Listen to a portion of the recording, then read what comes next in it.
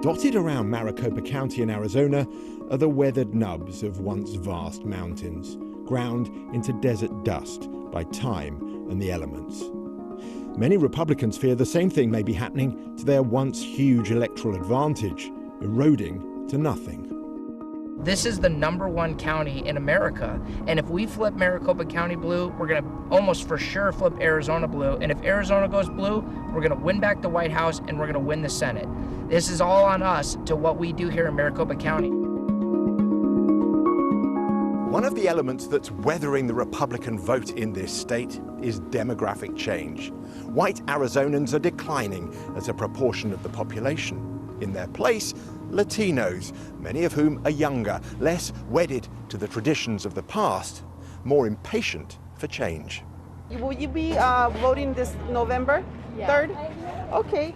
This is what COVID campaigning looks like. Masked and muffled, this group of hospitality union workers is learning how to persuade Latino voters to turn out and vote Democrat. Most have lost their jobs in hotels and restaurants because of the pandemic. The organisers believe there is no substitute for going door to door.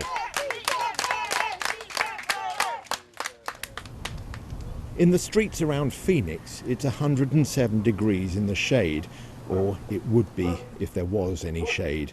The sun here is so strong it strips the paint off cars. The fact that Maggie Acosta is out campaigning for the Democrats tells you something about her determination. Hi, good afternoon. She's now a US citizen, but aged 14, she walked 2 days and nights across the desert from Mexico. She tells me that many Latinos are reluctant to vote at all, fearful about coming to the attention of a vengeful government machine. It's part of my job to just educate them and let them know that those things are not going to happen. That's why this is a country where we're free of speech, free of deciding what we want to do. And that's not what they had. It's like a lot of the people, even though they're citizens, it's like they come from countries where they don't have that. So they still have that fear. Of course, Latino voters don't all vote Democrat. According to the polls, around a third are Republican supporters, like Betty and Jorge Rivas. As family-centered, religious, small business owners, they say they vote on moral values. The Democratic Party is running or going away from all the things that makes us who we are. So if they don't support, believing in God, caring for your children, making sure that they go to school, that they are honest people, and they're not going out breaking windows and taking away, stealing what it doesn't belong to them, that's not what the party that I want to support. I can't believe I have to socially distance myself from these two people. The president has campaigned many times in Arizona this year, and Betty and Jorge have often been there to meet him. Muchas gracias, señor presidente. How is it, I wondered, that they support a man who, in his own behaviour, often seems so far from the moral values they support? Does it matter to you that Donald Trump isn't a noticeably religious man? In my point of view, I'm not just supporting one man, I'm supporting the idea of what is to be Republican or what is to be more conservative.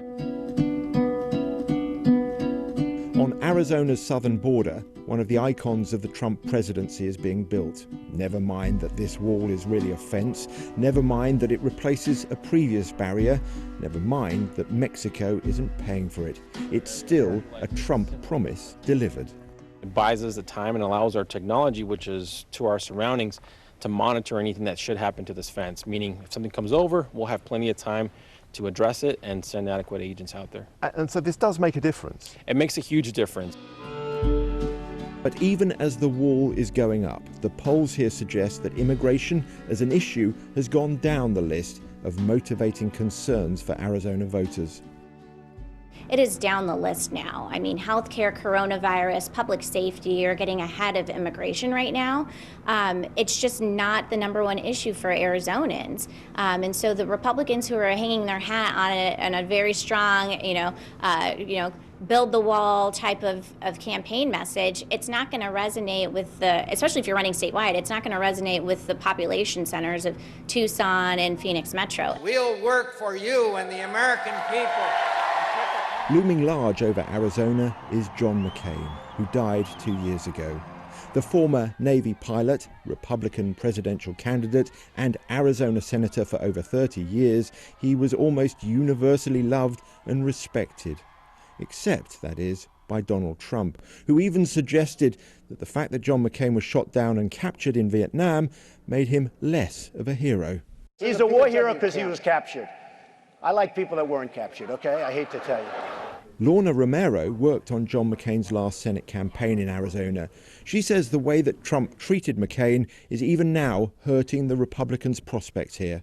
The continuous blast against him and diminishing words that he says about Senator McCain is not helpful in the senator's home state, not whatsoever.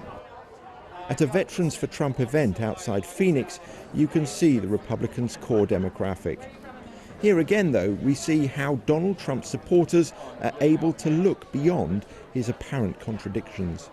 What do you feel about the way President Trump treated the late Senator McCain? Did you like that? Well, I didn't like his rhetoric. We respected Senator McCain, especially because of his imprisonment in Vietnam and everything. We're voting for Trump because of what he does, not because of what he says.